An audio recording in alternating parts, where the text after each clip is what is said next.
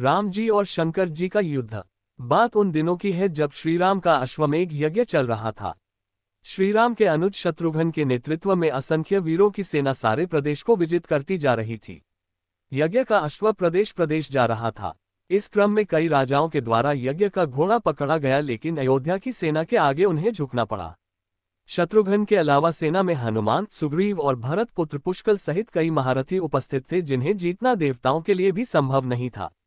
कई जगह भ्रमण करने के बाद यज्ञ का घोड़ा देवपुर पहुंचा, जहां राजा वीरमणि का राज्य था। राजा वीरमणि अति धर्मनिष्ठ तथा श्रीराम एवं महादेव के अनन्य भक्त थे। उनके दो पुत्र रुक्मांगद और शुभंगद वीरों में श्रेष्ठ थे। राजा वीरमणि के भाई वीरसिंह भी एक महारथी थे। राजा वीरमणि ने भगवान शंकर की तपस्या कर उन्हें प्रसन्न किया था और महादेव ने उन्हें उनकी और उनके पूरे राज्य की रक्षा का वरदान दिया था। महादेव के द्वारा रक्षित होने के कारण कोई भी उनके राज्य पर आक्रमण करने का साहस नहीं करता था। जब अश्व उनके राज्य में पहुंचा तो राजा वीरमणि के पुत्र रुक्मांगद ने उसे बंदी बना लिया और अयोध्या के सैनिकों से कहा कि यज्ञ का घोड़ा उनके पास है, इसलिए वे जाकर शत्रुघ्न से कहें कि विधिवत युद्ध कर वो अपना अश्व छुड़ा ले। जब रुक्मांगद ने ये सूचना अपने पिता को दी तो वो बड़े चिंतित हुए और अपने पुत्र से कहा कि अनजाने में तुमने श्रीराम के यज्ञ का घोड़ा पकड़ लिया है। श्रीराम हमारे मित्र हैं और उनसे शत्रुता करने का कोई औचित्य नहीं है, इसलिए तुम यज्ञ का घोड़ा वापस लौटाओ। इस पर रुक्मांगद ने कहा कि हे पिताश्री, मैंने तो उन्हें युद्ध की चुनौती भी दे दी है, अतः अब उन्हें बिना युद्ध के अश्व लौटना हमारा और उनका दोनों का अपमान होगा। अब तो जो हो गया है उससे बदला नहीं जा सकता, इसलिए आप मुझे युद्ध की आज्ञा दें। पुत्र की बात सुनकर वीरमणि ने उसे सेना सुसज्जित करने की आज्ञा दे दी। राजा वीरमणि अपने भाई वीरसिंह और अपने दोनों पुत्र रुक्मांगद और शुभांगद के साथ विशाल सेना लेकर युद्ध क्षेत्र में आ गए। इधर जब शत्रुघ्न को सूचना मिली कि उनके यज्ञ का घोड़ा बंदी बना लिया गया है तो वो बहुत क्रोधित हुए एवं अपनी पूरी सेना के साथ युद्ध के लिए युद्ध क्षेत्र में आ गए। उन्होंने पूछा कि उनकी सेना से कौन अश्व को छुड़ाएगा, तो भरत पुत्र पुष्कल ने कहा कि तातश्री, आप चिंता न करें। आपके आशीर्वाद और श्रीराम के प्रताप से मैं आज ही इन सभी योद्धाओं को मारकर अश्व को मुक्त करता हूं। वे दोनों इस प्रकार बात कर रहे थे कि पवनसुत हनुमान ने कहा कि राजा वीरमणि के राज्य पर आक्रमण करना स्वयं परमपिता ब्रह्मा के लिए भी कठिन है, क्योंकि ये नगरी महाकाल द्वारा रक्षित है। अतः उचित यही होगा कि पहले हमें बातचीत द्वारा राजा वीरमणि को समझाना चाहिए और अगर हम न समझा पाए तो हमें श्रीराम को सूचित करना चाहिए। राजा वीरमणि श्रीराम का बहुत आदर करते हैं, इसलिए वे उनकी बात नहीं टाल पाएंगे। हनुमान की बात सुनकर श्री शत्रुघ्न बोले कि हमारे रहते अगर श्रीराम को युद्ध भूमि में आना पड़े, ये हमारे लिए अत्यंत लज्जा की बात है। अब जो भी हो हमें युद्ध तो करना ही पड़ेगा। ये कहकर वे सेना सहित युद्ध भूमि में पहुंच गए। भयानक युद्ध छिड़ गया। भरत पुत्र पुष्कल सीधा जाकर राजा वीरमणि से भिड़ गया।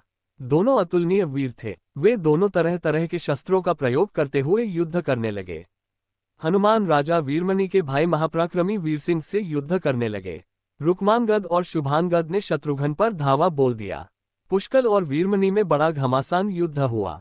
अंत में पुष्कल ने वीरमणि पर 8 नाराज बाणों से वार किया। इस वार को राजा वीरमणि सह नहीं पाए और मूर्छित होकर अपने रथ पर गिर पड़े। वीरसिंह ने हनुमान पर कई अस्त्रों का प्रयोग किया पर उन्हें कोई हानि न पहुंचा सके। हनुमान ने एक विकट पेड़ से वीरसिंह पर वार किया, इससे वीरसिंह रक्तमन करते हुए मूर्छित हो गए। उधर श्री शत्रुघ्न और राजा वीरमणि के पुत्रों में असाधारण युद्ध चल रहा था। अंत में कोई चारा न देखकर शत्रुघ्न ने दोनों भाइयों को नागपाश में बांध लिया। अपनी विजय देखकर शत्रुघ्न की सेना के सभी वीर सिंहनाद करने लगे।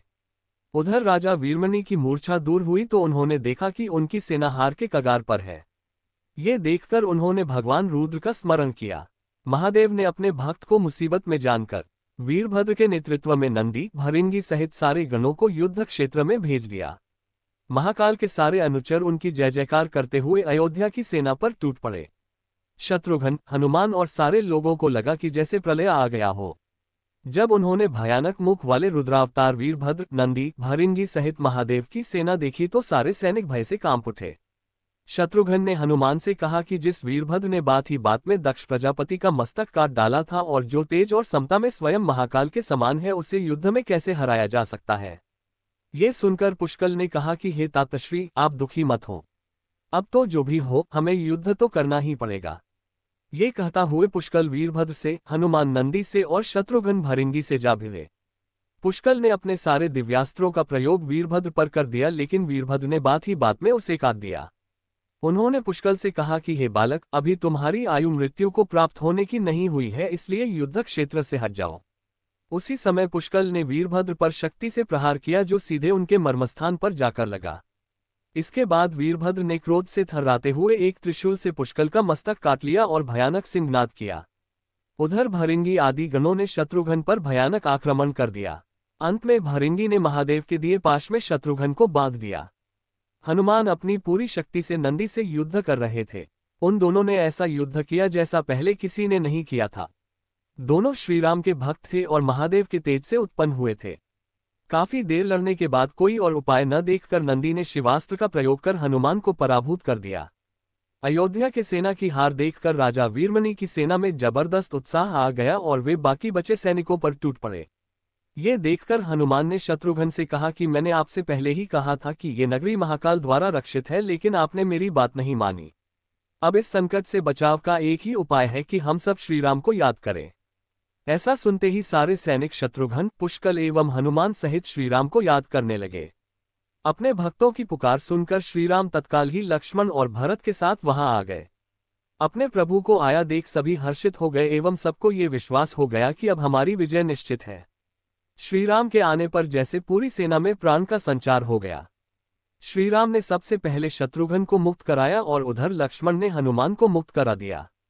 जब श्रीराम, लक्ष्मण और भरत ने देखा कि पुष्कल मृत्यु को प्राप्त हो चुके हैं तो उन्हें बड़ा दुख हुआ। भरत तो शोक में मूर्छित हो गए। श्रीराम ने क्रोध में आकर वीरभद्र से कहा कि तुमने जिस प्रकार पुष्कल का वध किया है उसी प्रकार अब अपने जीवन का भी अंत समझो। ऐसा कहते हुए श्रीराम ने सारी सेना के साथ शिवगणों पर धावा बोल दिया।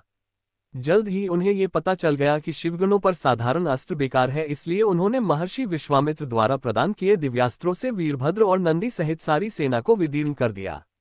श्रीराम के प्रताप से पार न पाते हुए सारे गणों ने एक स्वर में महादेव का आह्वान करना शुरू कर दिया। जब महादेव ने देखा कि उनकी सेना बड़े कष्ट में है तो वे स्वयं युद्ध क्षेत्र में प्रकट हुए। इस अद्भुत दृश्य को देखने के लिए परमपिता ब्रह्मा सहित सारे देवता आकाश में स्थित हो गए। जब महाकाल ने युद्ध क्षेत्र में प्रवेश किया तो उनके तेज से श्रीराम की सारी सेना मूर्छित हो गई। जब श्रीराम ने देखा कि स्वयं महादेव रण क्षेत्र में आए हैं तो उन्होंने शस्त्र का त्याग कर भगवान रुद्र को दंडवत प्रणाम किया एवं उनकी स्तुति की। उन्होंने महाकाल की स्तुति करते हुए कहा कि हे सारे ब्रह्मांड के स्वामी, आपके ही प्रताप से मैंने महापराक्रमी रावण का वध किया। आप स्वयं ज्योतिर्लिंग में रामेश्वरम में पधारे। हमारा जो भी बल है वो भी आपके आशीर्वाद के फलस्वरूप ही है। ये जो अश्वमेघ यज्ञ मैंने किया है वो भी आपकी ही इच्छा से ही हो रहा है, इसलिए हम पर कृपा करें और इस युद्ध का अंत करें। ये सुनकर भगवान रुद्र बोले कि हे राम, आप स्वयं विष्णु के दूसरे रूप हैं, मेरी आपसे युद्ध करने की कोई इच्छा नहीं है। फिर भी चूंकि मैंने अपने भक्त वीरमणि को उसकी रक्षा का वरदान दिया है, इसलिए मैं इस युद्ध से पीछे नहीं हट सकता। अतः संकोच छोड़कर आप युद्ध करें। श्रीराम ने इससे महाकाल की आज्ञा मानकर युद्ध करना शुरू किया। दोनों में महान युद्ध छिड़ गया जिसे देखने देवता लोग आकाश में स्थित हो गए।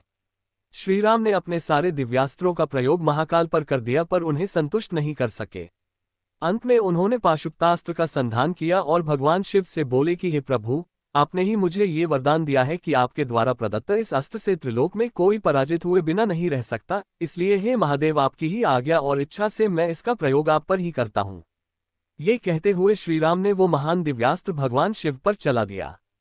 वो अस्त्र सीधा महादेव के हृदयस्थल में समा गया और भगवान रुद्र इससे संतुष्ट हो गए। उन्होंने प्रसन्नतापूर्वक श्रीराम से कहा कि आपने युद्ध में मुझे संतुष्ट किया है, इसलिए जो इच्छा हो वर मांग ले। इस पर श्रीराम ने कहा कि हे भगवान, यहाँ इस युद्ध क्षेत्र में भ्राता भरत के पुत्र पुष्कल के साथ असंख्य योद्धा वीरगति को प्राप्त हो गए हैं, उन्हें कृपया जीवन दान दीजिए। महादेव ने मुस्कुराते हुए तथास्तु कहा और पुष्कल समेत दोनों ओर के सारे योद्धाओं को जीवित कर दिया। इसके बाद उनकी आज्ञा से राजा वीरमणि ने यज्ञ का घोड़ा श्रीराम को लौटा दिया और अपना राज्य रुक्मांगद को सौंपकर वे भी शत्रुघ्न के साथ आगे चल दिए। ये कथा आपको कैसी लगी कमेंट कर बतलाइए और लाइक कीजिए और चैनल को सब्सक्राइब अवश्य कर दीजिए। जय श्री राम।